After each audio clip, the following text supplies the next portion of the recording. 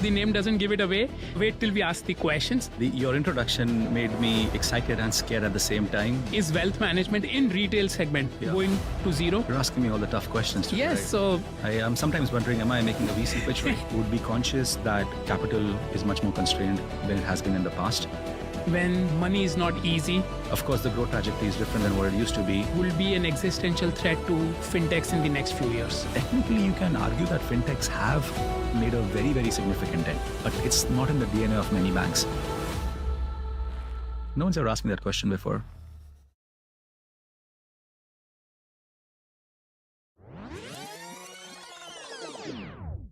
Hi, welcome to the first episode of In the Grill with Digijanus. It is a very punchy episode where we call execs industry leaders. And, if the name doesn't give it away, wait till we ask the questions. On the first episode, we have Dhruv, who is the founder and CEO of Syfe, one of the leading wealth management platforms in Singapore. So, Dhruv, welcome to the inaugural episode of In the Grill. Thank you so much for having me, Laksh. Your introduction made me excited and scared at the same time, but I'm very, very happy to be here. So, Dhruv, Syfe operates as a wealth management platform in Singapore. And needless to say, it is an overcrowded space. So, the first question, and the audience should know, the format is like that. That how do you even differentiate in an overcrowded space like this? Yeah, I think it's a great question. And I think it's a question we've been answering, even before Syfe started. How do you really differentiate? If you see, the way I've always said is that you have to think of it like how big is the whole opportunity? What is the market we are going after? And then what is the impact of the existing players, so as to speak? So if you look at the wealth opportunity, right? So now we have operations in Singapore, Hong Kong, Australia. But let's say specifically for Singapore, Singapore itself is north of $1 trillion opportunity, as well documented in multiple, different aspects. Now, if you think of it from that perspective, then on that you overlay culturally in Singapore, how we are largely attuned to save, right? The saving rates in Singapore normally are, whichever benchmark you look, 2 to 3 times of the Western counterparts. So you kind of will expect that this saving over time will start getting invested. Of course, we don't need to get into the whole inflation. I think it's one of the most used words in the last 12 months. But as the saving gets invested, people will start looking for solutions which offer quality access, solutions which offer quality advice, and solutions which offer quality affordability at price points and all. So I think the first and foremost is the aspect that, to your question, how do you really differentiate? I think a lot of players are trying to address it. But I think for us, the cornerstone of building the business and what really differentiates has been innovation to the core. Now, if you think we are the last entrants, I think there were many entrants who came, before us, and some are around, some are not around. But the way how we did it differently is we were not like, we have a suite of these portfolios and that is it. We kept on evolving the platform. Back in 2020, we did the first of its kind partnership with SGX to launch a direct indexed REIT kind of offering. Very popular, gives passive income. Yep. Unheard of before in Singapore, but we offered this level of service. So using Syfe REIT Plus is cheaper than you buying an ETF. And that's the reason why if it was a standalone ETF, it would probably be the largest in the market right now. So that, taking the middlemen away in this process and making it very streamlined. For example, one. The second one, we launched Asia's first custom ETF portfolio builder. Now, whether you invest 10,000 or whether you invest $1 million with us, you can build from a list of curated ETFs that you can choose. Target a bit more at people who kind of, know what they want to do. And the third, which is probably more recent times, is that we launched the region's first, neo broker offering fractional, trading, free trades, recurring buy, and many, many unique features. So I feel, and this I always say, right? See, no matter what domain you are in, if the domain is doing well, you will get competition. Yes. But competition is good. Competition forces us to innovate. Competition forces us to stay on the top of ourselves, right? So that is the broader way how we differentiate. But to come to the opportunity, and this is where it gets really exciting, is, especially like in Singapore, they normally say you have maybe 3 of players in our kind of domain. The reality is the 3 of these players, we spoke about the $1 trillion plus opportunity in Singapore, you don't even cover like 0.5% of it. Yeah. So if you ask me, even if these players grew 10x from here, they will still end up covering 5% of the market. Right. So in my view, we are scraping the surface. And as I tell many people, we are today in wealth where, ride hailing was maybe 10 years ago or e-commerce was 20 years ago. It's a very exciting time. And I would say that there's nothing to be afraid of the competition. But in fact, it encourages us to, out-innovate and continue to out-innovate as a company. Yeah, so that has given me a lot of follow-up questions here. Sure. So the first question is, you are very right that there are so many platforms, but every platform is doing something different. Sure. You know, one thing that I have noticed, and I've been involved in wealth management for a long time now, is that the fees keep on dropping and there is a race to zero. Yep. So what are your thoughts? Like, is wealth management in retail segment going to zero? That's a very good question. It's a very loaded question also. I think a lot of the wealth management platforms have historically only focused on access. You know, we'll build these 5 portfolios for you, 5 risk levels, choose one, and so on and so forth, right? I think they haven't really focused on advice. How can that be given out at scale? Now at Syfe, in size, we are, depending which benchmark, the first or second largest player, given, 100,000 plus users in Singapore alone. We have tried to find a good blend between, this kind of hybrid advice model. We have a little bit of a human touch, but then we also have a digital, kind of filters, which helps people choose what is right for them. So I feel, to your question, if you're purely an access platform and you really have no differentiator, then at the end of the day, it will be a race down, right? But if you have differentiators where you have innovative offerings, like something like, as mentioning earlier about the Syfe Plus, which is very unique to us, right? You have a moat, because I will never need to cut the price on that, because we are cheaper than the cheapest ETF in the market. Right. In fact, we've been debating, should we start increasing the price of that, right? So I think that is the way how I would think of it. And that second part is important, at least if you see what has happened globally and you look at across industries, right? Now, if you look back in the day, telcos or, when new airlines were coming or whatever, they all had to cut price. Yeah. But at some time they tend to build the market. But once the market establishes, what happens? Price goes up, right? People say the same about ride hailing. There are 5 ride hailing apps. Have the prices of cabs gone down or gone up in the last 12 months?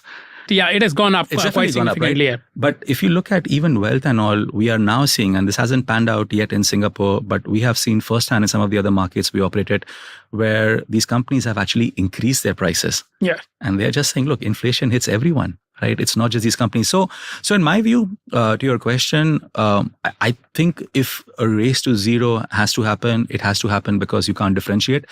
And those businesses will struggle to exist. Yeah. Whereas there'll be businesses who will continue differentiating, will offer something else. I mentioned about advice over access, and they'll be able to command a premium for that. And I feel they should, and users will, right? Why should users not pay, right? And they should if they find value in the product. So if the companies can keep on finding value, they can not only charge, they might be able to charge some more also. And don't be surprised you see that trend even pan out in this part of the world. No, absolutely. And I think there was a time when access to these markets or these products used to be a differentiator. Yes. We are way past that time. And there are other parts of the user journey that you can target. Like advice is, I personally feel that good advice is the least commoditized thing that is available in the wealth management market. I think you won me over at that. Now a follow-up question.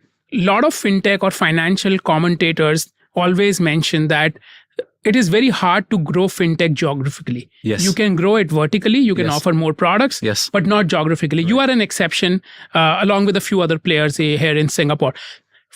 Talk us through the thought process of growing geographically. Is it the market is too small, ambitions are too big? And then walk us through what is the challenge of growing both horizontally and vertically, horizontally being in different markets? Yeah. You're asking me all the tough questions today, yes, right? So I am sometimes wondering, am I making a VC pitch right now? But no, wonderful. Look, so I think the first question, right? Like, why do you leave Singapore? And it's really nice out here and, safe and everything. Yes, I think perhaps for us, I think it's a little bit more, I don't think the Singapore opportunity is small enough. I think we spoke about this earlier.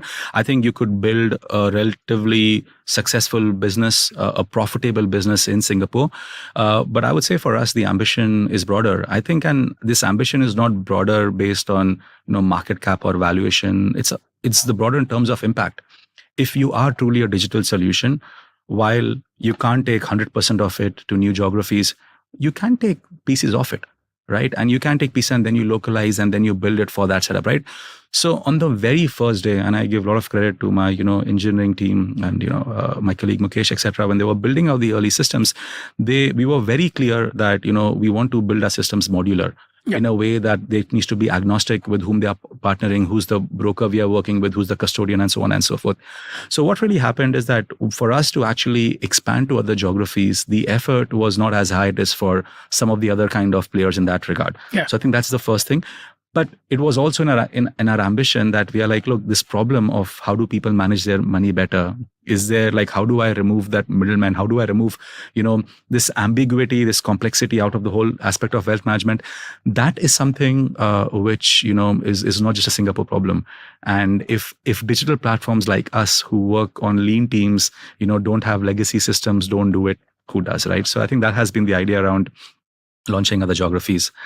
To your second question about the challenges about vertical as well as horizontal, I think you're right. It is tough. It's tough, and we've learned a lot in the journey. But I feel at the end of the day, there are also some plus points. Now we've learned, for example, we've launched quite an innovative product in let's say in one of our other markets. How do we now bring it back to Singapore? And because you have essentially these different teams, we have pods which are focused on particular projects, which work on these projects. They are normally unencumbered by what is happening in the other parts, right? Yeah. So they work together, but they have a lot of autonomy, a lot of control over what they do. And that has actually worked well for us. So is it more challenging than just doing Singapore? 100%. But when you want to have a wider impact, there is a price, you have to pay. And for us, that is that extra load that we have to say in how we build our teams and how we do it. And it's something that I'm very proud of, how the whole team Syfe has come together to make it happen. Okay, and that is an amazing answer, and it is great that you're acknowledging it is tough. A lot of times you will speak to leaders and they're like, yeah, it is part of growing up, etc. It is tough. One thing you would do differently if you were starting Syfe today? So what would I do differently starting Syfe? If I'm starting it today, I would be conscious that capital is much more constrained than it has been in the past. And a distribution approach that largely relies purely on, social media and spending just obscene amount of marketing dollars on the convention channels, that might not be the best approach. I think focusing on a little bit more of organic strategies, whether through partnerships or through building the brand, etc., those perhaps would be more center stage very early in the. It's not that we do it and we just doing more and more of it as we get along. But I feel that would be more center stage in our business. And we would be happy with the lower growth, not like the mega growth we had in 2020 and 2021. We'll be happy with the lower growth because I think that aligns up with sustainability, efficiency, etc., etc. Yeah, and that was a wonderful answer. Now I have a tough question for you. All these were easy questions. What? This was easy? Yes, these were easy questions. Right. So now you have talked about, and I think it really resonates with me when you say more sustained growth, etc. And you see a lot of platforms right now in Singapore, and the growth that everybody is doing is like growth at all costs. It is not like sustained growth has not been a concept around for last 2 or 3 years. To the extent you go and open an account, you can get an iPad. You go and priority account, etc. Everybody is guilty of it. Money was too easy. Yes. What do you think happens to all of these platforms when money is not easy? In 5 years, how many do you think will be around? A wild guess. Why? So this is in the B2C domain in general, you're saying. And this is just in wealth or across? For wealth. Just wealth only. So like there are few, at least in Singapore, right? I feel there are few like startups left. I think there are many of these are like, maybe like a big Chinese broker which is launching it, outfits, etc. I think those will survive. I think they'll survive because either they'll survive or they might close down. But if it's becoming profitable, they'll keep on surviving and all that. I think for the other players, my view is that generally one thing good about wealth is sticky. So I like, even as I was mentioning earlier, right? Like we've still had our best few months in the last few months as a business. Of course, the growth trajectory is different than what it used to be. So it will eventually come down to the businesses which evolve and change with the times. Right. And I like at Syfe, we think we have, but if you ask me, there's more that we can do. Yep. So I feel businesses which are able to successfully evolve, they will survive.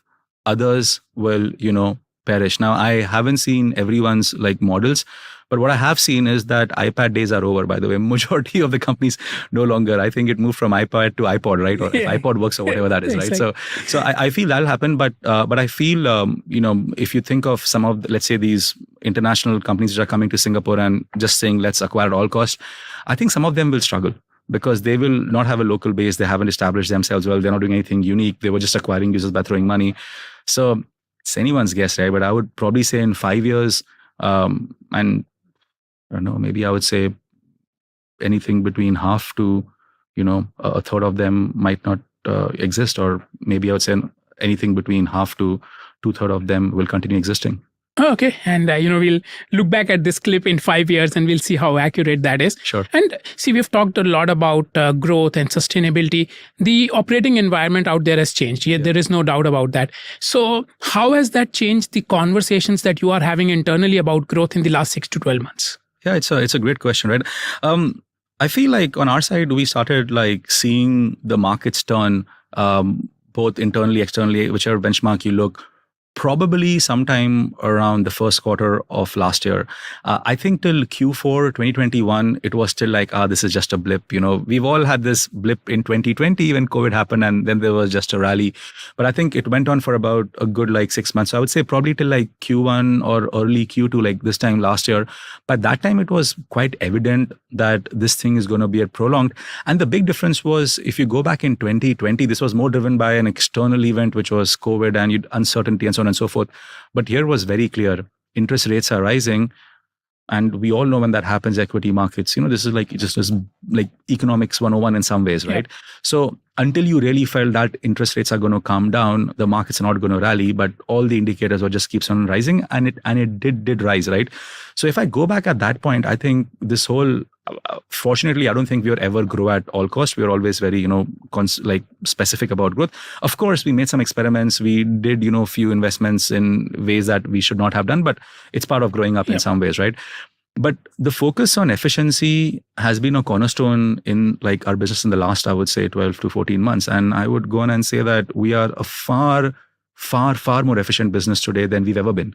Right. So this is something that you can't do overnight. This is a tectonic shift, right? Asking this question, why are we spending this? Why is the extra hire coming in? Okay, what is the ROI, right? We always say, what's the input? What's the output? Should we pick up this project? What is the, business value of this project? So that concept, I would say what has changed, if I have to summarize it in one line, it's probably, if you go back 2 years, it was almost about how much can we do without being too crazy. Yeah. And, let's do fine, doesn't work, we have ample resources and so on and so forth. I think that has changed a little bit more, that let's spend some more time and don't do multiple things, do few things and do them well.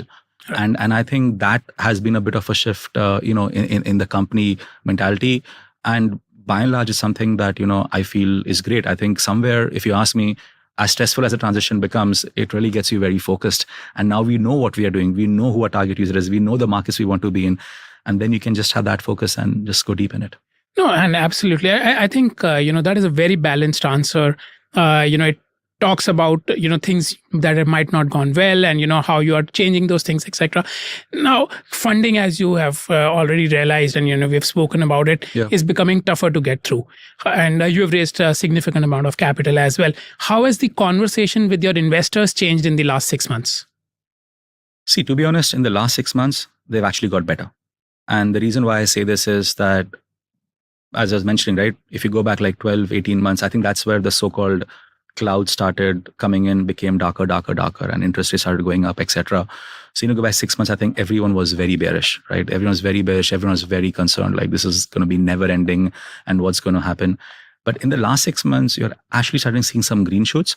And I guess the reason for that is because interest rates are rising much slowly. There is belief that they might reach a peak or might even come off a little bit, right? I think when that starts happening, then if you are an investor, at that point, you can actually take a calculated view, as calculated can be, that maybe this is a good time to, get in. At the same time, I think across the board, the companies are becoming much more rational. They are becoming much more reasonable in everything from their growth forecast to what they expect and so on and so forth. So I would say all in all, in the last 6 months, if I compare maybe the last 1 month to the last 6 months, I would say the last one is actually better, right? But if I compare this whole phase versus what it was 2 years ago, then I think we have a long way to go. And to some extent, I don't believe that 2-year back phase is coming back anytime soon, right? It might come back in 5 years or so. So I think we are seeing the early green shoots. We of course need this interest rate to like genuinely, stop or even start coming off. Of course, there are some global tensions which need to resolve. And then coming back in, I think, which is where, we'll genuinely start seeing VC investments again pick pace and so on and so forth. Right. And see, in all of this uncertainty, you have mentioned a couple of times that last 6 months were good, etc. What is one thing that Syfe did differently that helped you manage this uncertainty well? No one's ever asked me that question before. Yeah. But if I have to look back at time, and I said, I think in the course of the business, you have to make hard decisions, which could involve across aspects, people, markets, where you want to spend money and so on and so forth.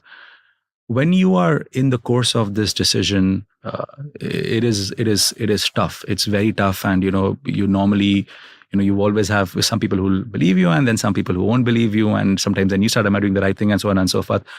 I think if there's one thing, if I have to say, which we did well, is we stuck to what we believed in, and we changed with the times, but it didn't change our belief. If that means anything, if we change the times, this times require things. We're not the guys, oh yeah, this is just a blip, we will go and we will do this and so on and so forth. So we changed the times, but we also stuck to our belief that yes, we have to take some of these hard decisions now, because it's one of those things, you take these hard decisions either on your own accord when you can, or be forced to take them 6 months, 12 months down the line. And if there's one thing, if put in a line, I think we took not only the hard decisions, but we took them at a time when we could take them on our own accord. Yeah. And I think that has, helped us navigate this phase in a way where I feel that we've done what we could in some ways. No, and absolutely. I think a lot of it comes down to, how you guys have been running. And, it says a lot about you when you say we are growing in such an uncertain market. So, Dhruv, now an easy question for you. You mentioned that last 6 to 12 months have not been as difficult, but they've actually been quite good for Syfe. What is one behavior you think has actually driven that for you guys? What is one thing that you did well? Yeah, look, it's as I mentioned earlier, right? The growth, like with many industries, is slower. But yes, we continue growing. And if I compare ourselves with, the rest of the market and environment, I think I give a lot of kudos to my team to not just grow, but like grow efficiently, right? So I would say have we grown efficiently? And is that one of the well things we did? Yes, right? I think that has definitely been the case. But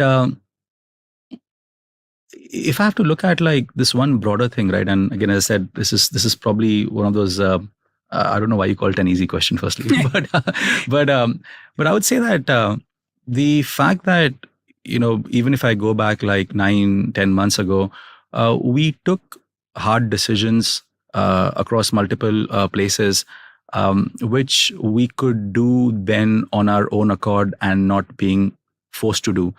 I.e., we took the hard decisions when we had options to either take it or not take it, right? And back then, this was tough. This polarizes people, polarizes opinion, unsettles things a little bit here and there. But being honest to why we are doing it and keeping not a perspective which is for 3 months and 6 months, but for the next 10 years, and taking the actions with that kind of a mindset was something I feel in hindsight, we've done well.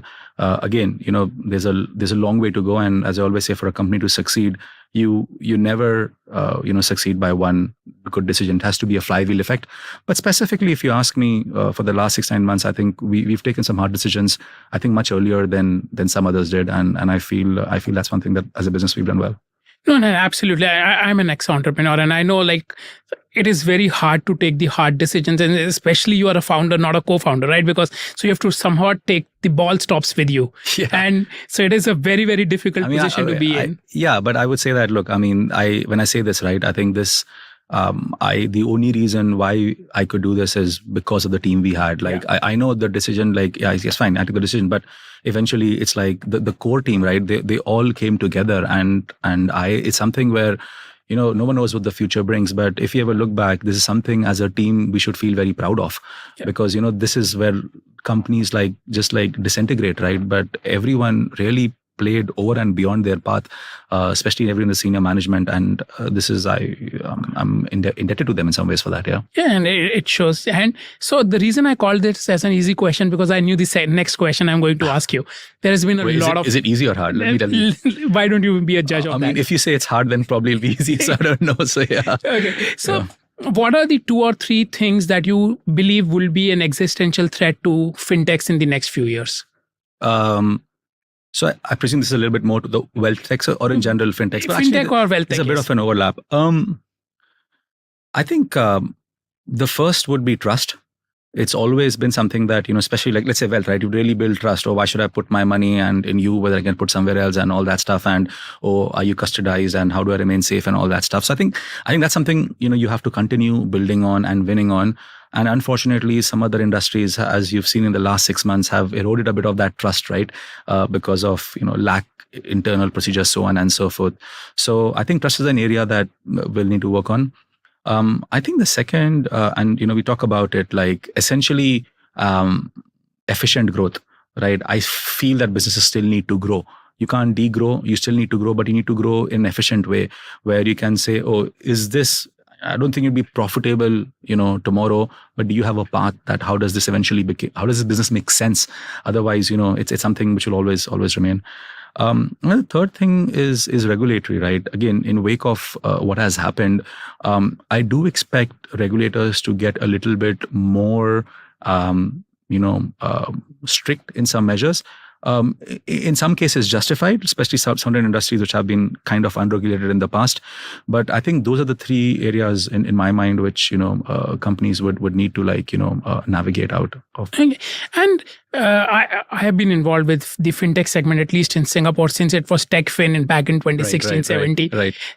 Everybody, every pitch, every time says fintechs will disintermediate banks, we'll overtake financial industry, etc. and stuff. And by your own admission, fintechs have made great progress, but they have a smaller pie, smaller part of the pie right now. Sure. So why have fintechs not overtaken banks, etc. in at least, let's say, wealth management? Yeah. So I mean, it's a very valid question, right? Now, take for example payments, right? We've got successful companies like in Singapore, let's say Neom, for example. Then you have companies like Stripe and all.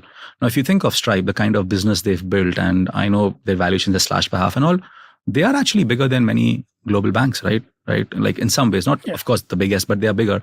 So if you think of, let's say, the payment processing and all that, technically you can argue that fintechs have made a very, very significant dent. Right. But then you have to also say, when did the evolution of that industry started? The payment started 25 years or roughly around, give or take around then. That's when these things started, right? Now, wealth, for example, had much higher thresholds. Like if you go back 7-8 years ago, you could not be a wealth tech with digital onboarding. You just couldn't do it, right? Some of those things have only happened in recent times. So in a sense, for any industry to really become commonplace and take time, it takes decades. Of course, what you're going to see is that time will shrink because of, technology, things like digital onboarding, regulations more open to this and so on and so forth. But wealth tech is very nascent. Yeah. Wealth tech, as I've mentioned this earlier also, I feel we are today where ride hailing was, 12, 13 years ago, or where, e-commerce was 20 years ago. So I feel that, it will definitely make the next decade will be very different to the past. But overtaking, I think it might need longer. Simply because this is a business of trust. And I think that takes a lot of time to build. And then when you have some episodes like you've seen with some of the other, sectors where they have had poor internal management, etc., that kind of trust erodes. Yep. Right. You've seen this, but it's happening everywhere. I mean, you're seeing banks getting impacted, right? Yeah. So the reality is, who is unaffected by this? Right. So early days is what I'm going to say. No, absolutely. And I think that is a very, very honest answer. And, some of it is self-inflicted, by a few bad players. But, Sure. Everybody needs to build that trust. And you said fintechs have made a dent. Yeah. How they have not overtaken banks. How do you think the impact of fintech should be measured in today's world?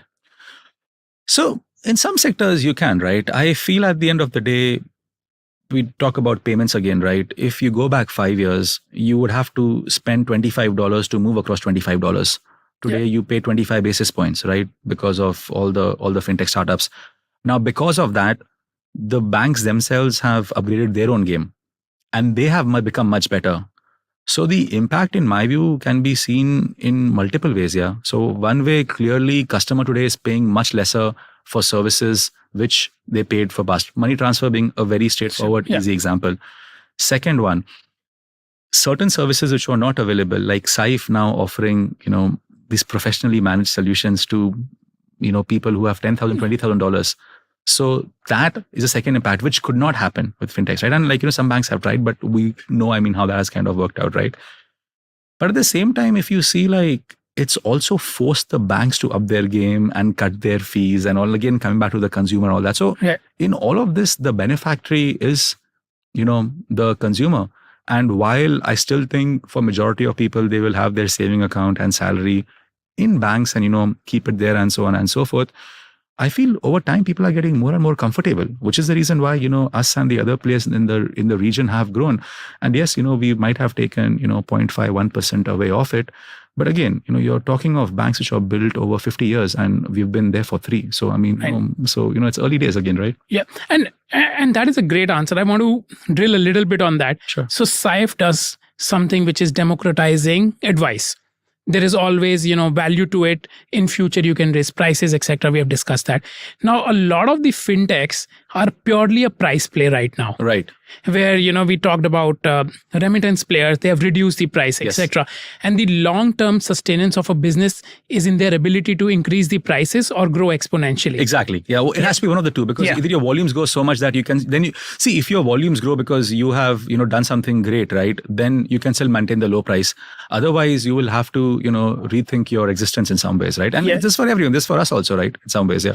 See, you are a little different because you are democratizing advice. Yes. So that is why I separated it out. Right. But where it is purely a price game, then I think this is the challenge with fintech in a lot of places, that, it is not about differentiation. It is about lower fee. Yeah. And now the exponential growth is gone. There is no funding, etc. So it is a business model challenge in your view?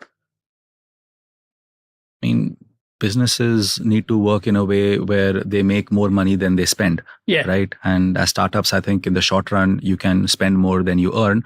But in the long run, if you don't make more than you spend, then it's not a viable business. Yeah. So it is, whichever, if your model is that I'm going to be cutting on price, you have to make something else. Now, typically this would mean either you have exponential growth, or you have other products on the platform which then kind of make money and all that, right?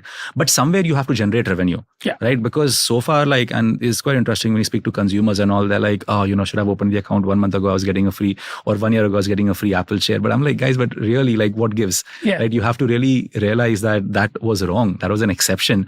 And we almost, and all of us, us included, we kind of almost spoiled users, right? Yeah, exactly. And I'm like, whereas we should be more like, people should feel privileged about these things. But I think that is an evolution. Yeah. And see, at the end of the day, I don't think any of the players did it with the wrong intention. They saw something work and they saw that at some point this would make sense. But as the industries evolve, circumstances evolve, the macro environment, people have to rethink how they do things. And I feel that is a business model problem, right? You have to rethink what your model is. Otherwise, you will struggle. I'll just add one more point, right? Though we democratize advice, we also give access, right?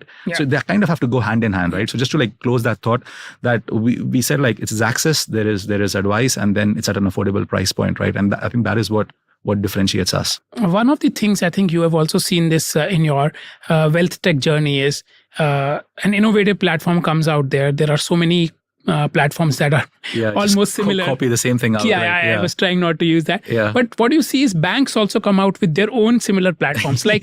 Robo Advisory is the perfect example. Everybody has. So in ways, is the fintech industry a guinea pig for the bigger banks to see what's working and then coming out with their own? Good to know you feel Robo Advisory is working, because the banks have all come up with it. But let me flip the question and then I'll answer a question, but I'm asking a different question here.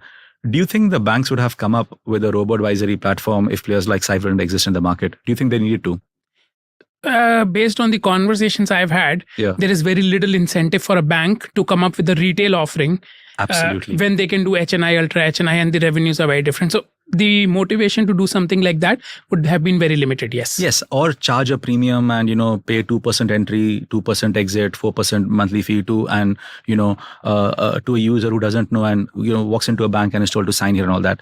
So I feel somewhere like startups definitely have pushed the banks in that, right? Now, I think to your question that do you basically become a testing setup of of these things, right? I mean, you could argue this in every domain, right? Like if you go back, 25 years, was Amazon a guinea pig for Walmart, right? To see. And maybe back then, that's what maybe they thought. Everyone wants to come in the store and such a joyful experience and, this classic American dream. And we are walking into the store and buying things from the store and all that stuff. But eventually Amazon has proven itself to be, exceptional. So I feel guinea pig might be an extreme, version of it in some ways. But at the end of the day, see, the premise of a lot of people starting companies is to make an impact, right? And ideally, you want to be the one and your business want to be the one to make the impact. But if as a society, we have better solutions at a lower price point, which are available, then that also is an impact. Yep. Right. So I think it's about how you value your impact and what differences we do. But as we've just said, if it wasn't for fintech, you'd be still paying $25 to move across $25, right? Yep. And I think that I think is something which despite what the next 5-10 years bring for the industry, but just the ability to push boundaries and get the whole industry, including the incumbents, to do it is something which is very, very powerful. Yeah. And I feel, I think when it's happening, sometimes it feels like, oh, this is obvious and all. But I think when we summarize and go back in the history of time and all that, I think some of these things will be quite powerful to look back at. No, and absolutely. And let me ask you this question because I'm always curious about it. Sure. And this is coming from a standpoint of curiosity. Yeah. What happens when banks have a similar platform, like, a wealth tech, Syfe, and they already own the deposits, the salary is getting credited there. Yeah. It is easier journey for a customer to just go and do that. Absolutely. What happens to the likes of Syfe when a bank does this equally well as you? We just do other things better than them. And we do not just what we've always been doing. And at the end of the day, for a startup, I think the secret sauce is always some sort of combination of speed and innovation, of course, with the underlying sustainability. Of course, it's a table stakes in this environment, as we've spoken. But I think companies like us, we need to constantly out innovate. And because we don't have legacy, because we don't have multiple hierarchies of decision making, we believe that we could do it better and faster than them. And that is and this I would say is for any industry, right? I mean, banks, of course, because we're in a fintech talk and we are talking about banks. But I think there's something everyone needs to do. And even when you say banks start doing it, I actually look around, I would say maybe there's one bank which really has a solution. All the other banks, they'll be too slow to move. I don't know how many of these banks will be around when you look back 20, 30 years ahead from now, right? Because if they're going to be too slow to move, because there'll be someone out there, oh, why should I have a low cost platform when I can get 2.5% from my agent and he can upsell and so on and so forth. So there might be one or two banks who I believe will of course carry on doing, but many others won't. So when you combine the two aspects all together, I feel like it's still very exciting space for us to be in. No, and absolutely. And I think you touched upon a few points there that there is a lot of inertia, if we can call it that, to move fast. And absolutely, there is a lot of regulation, etc. It is not a level playing field at times, like regulators are very heavy-handed. I would love to take deposits, right? But I can't. So exactly. Dhruv, great answers up to now. We are in the last segment now and, the last 2 or 3 questions, etc. So a lot of banking players, etc., are looking at wealth as a continuum now. They want to see somebody who's just gotten into work and then, work with them, etc. and stuff, and become like a multi-generational client with them and they grow with them. Now, what is your thought on wealth continuum? Can it succeed? As a thought process, it is great, right? Yep. But you have worked in a bank, you have worked in wealth tech, you run such a prestigious platform. Do you think wealth continuum as a concept can succeed? I feel there will be certain institutions in the world who will evolve with the times. And if they do, it can. But saying that as a generic statement across the board, I don't think will happen. See, if you go back maybe like 5 years ago or so, I think when we were building the business, we were looking at some of these numbers. They said the average holding period of a wealth client in one of those big banks, etc., was 17, 18 years, right? I think when we saw the last number, that has shrunk. It's come down to 7 or 8 years and all that, right? So at the end of the day, with the proliferation of knowledge, easy access, transparency, which is now coming in the world, people are smart, yeah? And at all levels, right? I mean, even the guy who has $10 million and we have a customer who's got north of $10 million, for example, this customer would come and say, okay, how much am I paying you? What is the difference? And so on and so forth. Now with this customer who has $10,000 or $10 million or $100 million, they all are looking at all these options.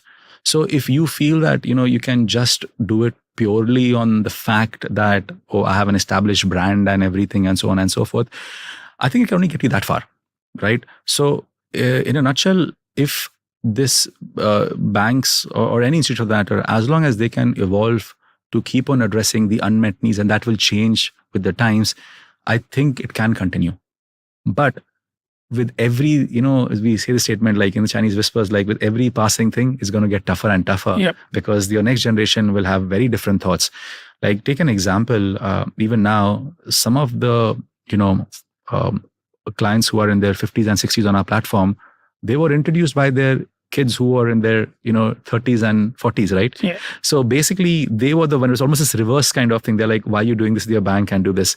But historically, if you see, they actually wanted the whole human touch and all that, but this generation actually wants it digital. Yeah, many of them, they don't want to talk to anyone, right? I'm like, give me the option, but I also don't want to be, because they're so used to like, you'll call me, then you'll push me something, and then I'll regret it after 6 months, and then I'll feel terrible after 2 years.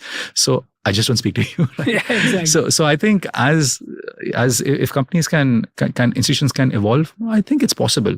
But I would say that with passing time, it will get a smaller and smaller group, and you'll have new channels, new avenues of the way how people manage wealth. No, absolutely. And I think one of the biggest trends that everybody is looking at is the wealth, 70 trillion in, wealth transfer between the current generation and the next generation. So that should be a pretty big trend. Yeah. And as you mentioned, what do you see the RM's role being in retail, mass affluent space in the next 2-3 years? I feel organizations will, it's our view, right, will have lesser RMs, but much better quality of RMs. Because a lot of the mundane work, right, like, 5 years ago, sign here and do this and, send me a copy and all that.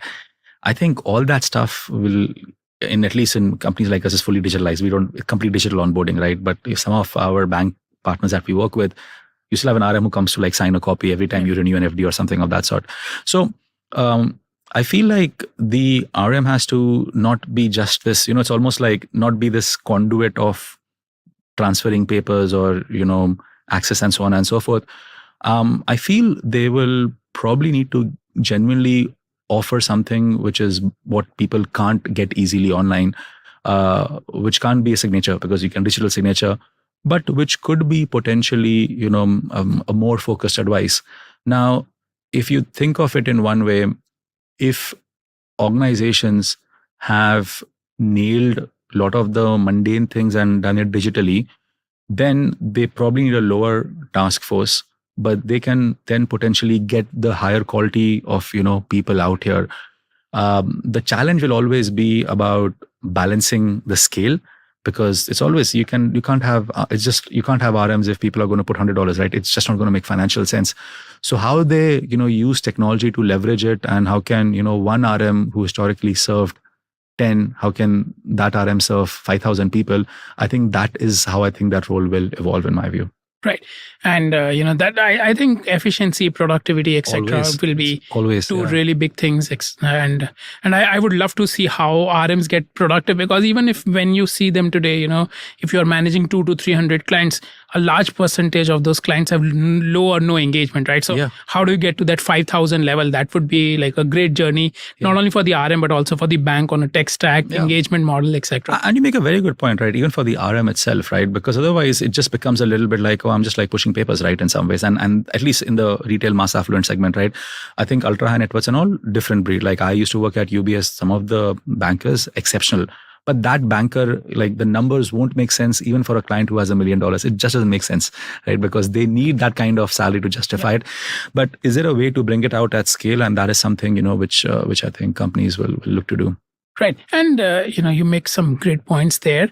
Now, this is the second last question for you. You've had a very long, session with us. What are 2-3 areas where some positive news could come out for the fintech industry? I think, the most obvious thing is there are also some, like we've talked of some business models which don't make sense, but there are also some very good business models which are getting built, which might just be, unfortunately, capital constrained, right? In some ways. So I think interest rates, stabilizing, coming off, investor interest coming back up, whether through VC or other forms of capital, I think that would be one thing which would be really well appreciated. I think the other point comes to, again, if people can really move away from that inertia and start trusting again, and see, by and large, I think they still do. I don't think people are getting away from these platforms, but I think the adoption has become a bit slower. People are like, why move away, and so on and so forth. So getting back, on this kind of trust kind of setup and all. And I think lastly, and I know we've not touched upon this, right? But I think a lot of this discussion was like fintechs, banks, or like, David Goliath and all that stuff. I actually feel, and this is again like my personal view, that I feel there'll be more synergies that they would work with, because banks have something incredible. They have, as you said, a massive user base, deposit, trustworthy. They sometimes have this internal inertia, etc. So I think some banks will take the path of building it, but it's not in the DNA of many banks. And for the others, like I would hope over time they start actually working with some of the fintechs, and I actually see much more of it will happen, because in reality, both of them need, right? Fintech probably needs them a little bit more in this point, but in due time, the banks will also need. Otherwise, they will also have existential crisis, right? If not today, 5 years, 10 years down the line. I think that would be the third thing that I would be looking forward to see, and I think we'll see it. Yeah, we are already seeing it in early signs in some areas like payments and all, but I think it'll extend to other verticals as well. No, absolutely. And you made some, that is a very, very interesting point, because I've somehow feel in the environment we are in today, if banks in the US had like a Robo advisory partner offering money market funds, they wouldn't have had a bank run like what they had. Right. And, I think about it at times. So, and this is the last question. What is one thing that you would like to change about the wealth management industry today? No restrictions, no regulation. You can change anything you want. I just feel like everyone should have a wealth account. I don't know how you do it, but you told me to wish for everything. Yeah. I've always believed that culturally, I think, if you're growing up in Asia, you grew up in Singapore, you grew up in Hong Kong, you grew up in India, wherever you grew up, it's always been like save, put money in the bank, etc. But inflation is real. It's here to stay, etc. Yeah. And investing is not as complicated as it should be. So, I really hope that, parents are then opening saving accounts for their kids, give them like, wealth accounts, which is, becomes real on their 18th birthday or something of that sort. So I feel, just like having a bank account is like unbanked, right? Yes. Is a benchmark. What if it could do anything? I don't think is unwealth a word? Probably not, but you get the drift, right? Do you have like your money managed well? I think it should be for everyone. And I think now with technology, it's possible to serve at a fraction of a cost here. It doesn't need to be, but there's inertia, and that's something that we need to overcome. Yeah, no, absolutely. And that resonates with me a lot as a new father. I've done something similar for my daughter, and, You'll be very excited to hear what we are launching very soon. So we'll reach out to you. Okay. Thank you so much. And I will, be excited, and I will look forward to this announcement. Thank you so much for joining us, Dhruv. I know this is a new format. This is more grilly, which comes with the name. And, I'm sure the audience appreciates, you spending this time and being very honest with your answers. So thank you so much for joining us. Thank you so much for having me, Laksh. Really appreciate it. Thank you.